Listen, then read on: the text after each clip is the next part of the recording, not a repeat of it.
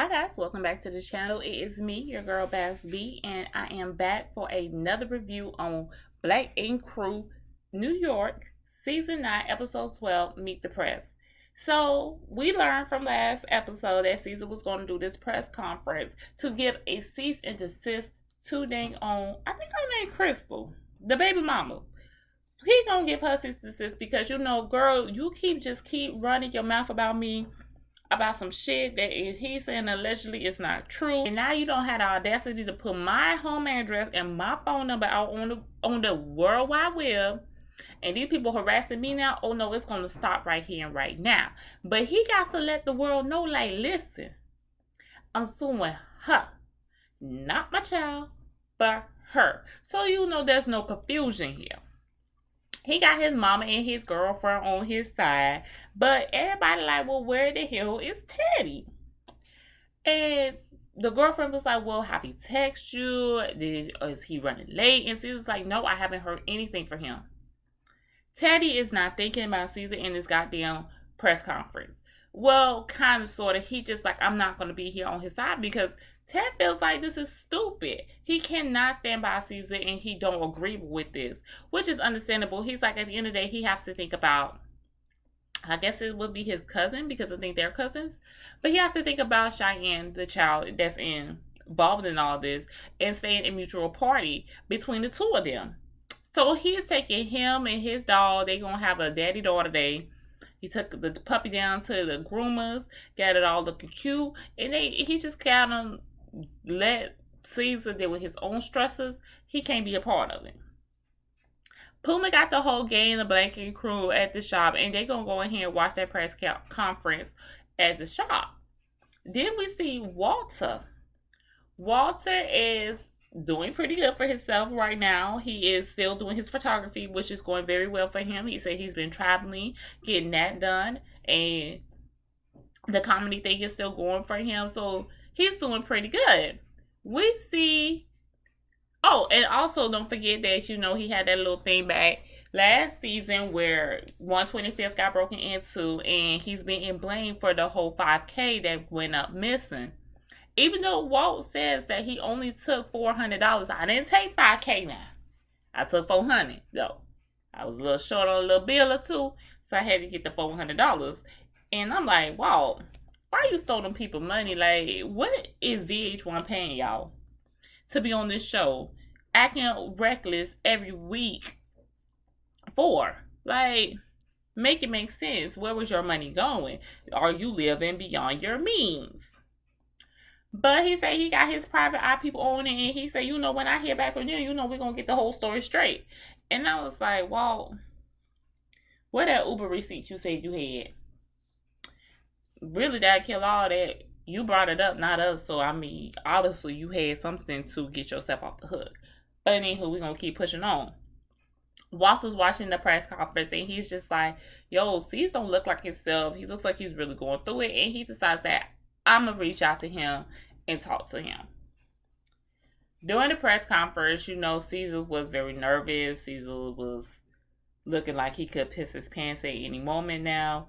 But he gets through it, and his whole mind is on, did I do the right thing? Which I was like, I don't know exactly what is the right or wrong way to go about these type of things. But you would think that some way we could have did this, like, hey, your lawyers meet up with my lawyers. We all sit down and come up with something, and maybe a little apology is what these people did. You know what I'm saying? Like, I'm not sure of what you did, Ceasar, but you did something for it to get to this point. So, take up for the responsibility that you played in this part. Check your Becky next time for her not to be running her mouth so recklessly on the internet about nobody else's damn kids. You worry about your own children running around the house. Don't worry about the one that ain't pop out at you. You just got here. Okay? Learn your place. And see if this can all be smoothed over. But now you don't do this, so I don't even know what you can do now. We see Crystal. She walking into 125th, and she happy to be there because she said the Brooklyn shop is full of drama and chaos, and she don't feel like dealing with that with her life. Work is stressful enough. I don't need no added stress of messing with my mental capabilities. Like, I have to keep this mind flowing. I'm an artist and I'm sensitive about my shit. So that means I have to be on my shit at all times. So she's talking to one of the tattoo artists that's in 125th, and she's explaining what happened down in Brooklyn. Rock saying, he puts his little 2 cents in. Tati starts to talk to the tattoo artist. Sorry, didn't get her name. If she actually makes an appearance on this show again, we'll remember her. But until then, she's like the C character at this point. But Tati letting the girl know, like, hey, I'm the manager here now, and I understand that you've been having the tattoo, be the store manager and the receptionist. And I was like, God dang, y'all need to put a sign out saying y'all hiring. What happened to all the people that was in that shop? Did they not come back after COVID? Is they still collecting PPP loans and unemployment? What is going on? So she just let the girl know, like, hey, I'm going to take some of the stress off your plate, and you going to have a day off because I'm planning a little backyard barbecue. That's right, Tati wants to join her Black Ink family in with her biological family and have some good drinks and some good food and celebrate each other, because at this point in time, she needs something to lift her spirits, because y'all know she facing that damn felony for being the damn drug mule, having the cocaine come to her dang on P.O. box. Walt goes ahead and sends out a text message to Ceasar, and Ceasar sees it and was like, dang, I ain't talked to Walt in a good old minute, and here go Walt reaching out to me, but my own cousin can't reach out to me and talk to me, and I'm feeling some type of way. So he decides he's going to go ahead and meet up with Walt, because he feel like, dang, you got a friend in me, right? They're like, Walt got my back. But what he wasn't expecting when he pulled up and sat down is that Walt really wasn't there to be with him on the whole tip of the press conference. Walt's still trying to clear his name from the whole situation that happened last year with the break-in at 125th. So this pisses Ceasar off, because Caesar's like, I have enough going on than for me to sit here and let you continuously lie in my face. So like Ceasar said, Walt, if the burglary would never have happened, would you have told me you took them $400? And he wasn't. And you know this. You know that. So Walt was like, well, I was trying to reach you for like 2 weeks before I did it. And good point that Ceasar made was, if you really wanted to talk to me and get in touch with me about borrowing some money, you could have just texted me that. And I would have told you, yeah, or whatever. And I would have already knew that you had took the money. And at this point, Caesar's just like, I'm tired of carrying these people weight. Like, he's not taking up responsibility for his actions, and you want a sympathy party out of me, and I got enough going on. And truth be told, as much as Ceasar is a complete asshole at times, we're not going to say he's perfect, because he is damn sure not. He's far from it. But one thing I have seen over the years is that Ceasar do pull these people out of jams a whole lot of time. And Walt, you have been one of the people that, for a long time, we was not really sure what your job was. I know you were supposed to be, was he the store manager, the receptionist, or the person who just gets to kick it on the couch with Ted? I'm not sure. But you had an alcohol problem, they fixed you with that. You had to move into the projects, they fixed you with that. You had lost your kids, they fixed you with that. Like, he constantly comes in the clutch with you, Walt, and for you to do that to him, regardless if it was the $400 or the $5K, you took something that did not belong to you.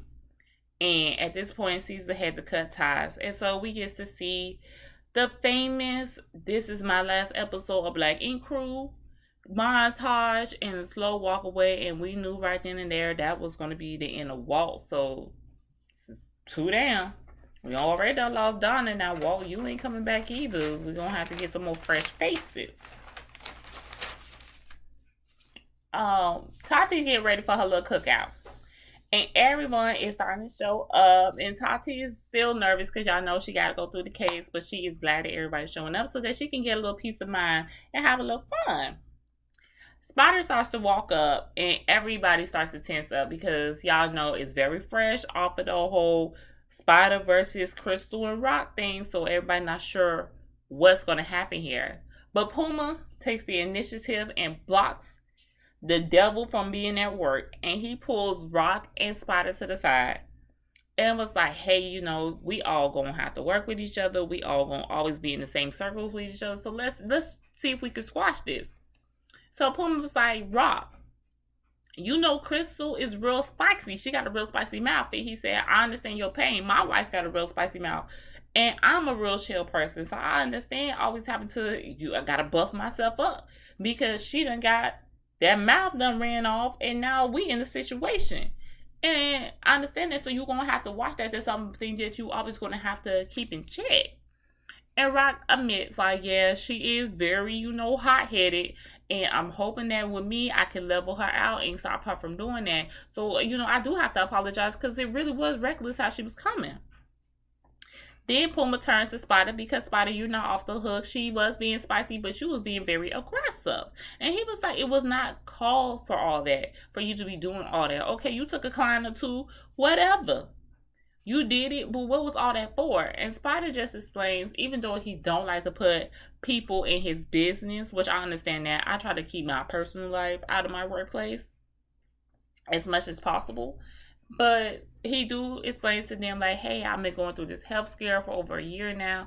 And the pressures of that is starting to get to me. And I was really out of line. Like, y'all did not deserve that day. That was me everything just exploding at that one moment.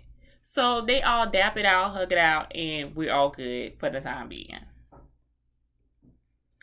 Ceasar toasts to Tati because he is proud of her. Tati's a homeowner. Tati is the manager of one of his best shops, and he's very proud of her. And you know how you did something wrong, but your parents is praising you like you an angel, and you start feeling that guilt.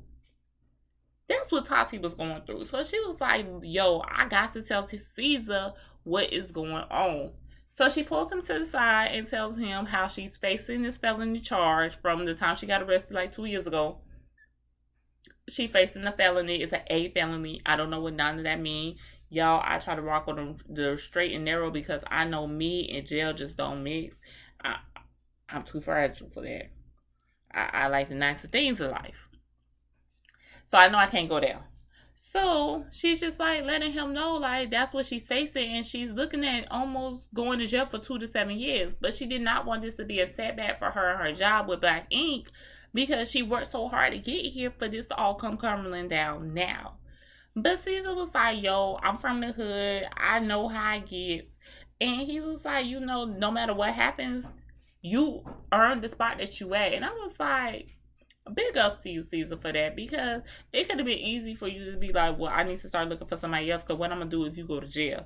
But for him to tell her that she'll always have a spot, that was very nice of him. Ceasar still at this point have not heard from Teddy, so you know what he said, I'm going to pull up on ya.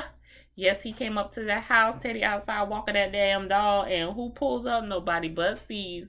And while Teddy was not prepared to have the conversation with him right then and there, he knew, hey, I need to go on ahead and cut the ties to let him know what's up.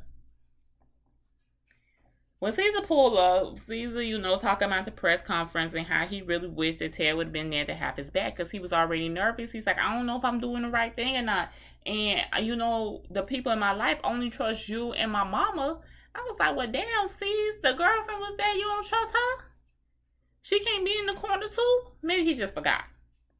But he was like, I needed you there. And Ted was like, babe, I couldn't be there. I just couldn't. He said, at the end of the day, I don't support you on this because this is not the way you get your daughter back. And I need to stay neutral because the day this happened, I texted her and asked her, are you good? She said, yeah. And she wanted to go out to eat. And we did that. We hung out, just the two of us, so that she could get that stress out of her life. And he was like, I have to stay neutral because at the end of the day, one day, she's going to want to talk to you again. And there needs to be somebody who could bridge this together. And I got to be that person. So that's just the stance I had to take. Ceasar is like, he understands what Ted is saying. But he just really wished that Ted would have told him a couple of days sooner so that he wouldn't have felt the way he felt, which is understandable. But see, just understand, it don't matter what you do. I understand you trying to keep Crystal from running her mouth like that. And Crystal, we all know Ceasar ain't always been the best baby daddy. We all know that because I know because he ain't paid child support payments on time, and you was all on TV. But putting people personal information out there that's just a little too much, especially when he's like a public figure. Like we watch him every day, so it's easy for things to happen at that point. And I think you know that, and I think you was being petty and you took it a little too far. But that do not acquit you, Ceasar, from whatever the hell is going on. Because while everything might not be true, there is some truth in wherever this all lies. So I'm not knowing what truth it is, but I'm hoping it's not the part that you put your hands and your feet on that girl. Because you too big to be beating on that little girl. And I understand she a teenager and all, but let me tell y'all something. When you a man, you hit real hard. And then for her to say that you was stumping her out, it went too far.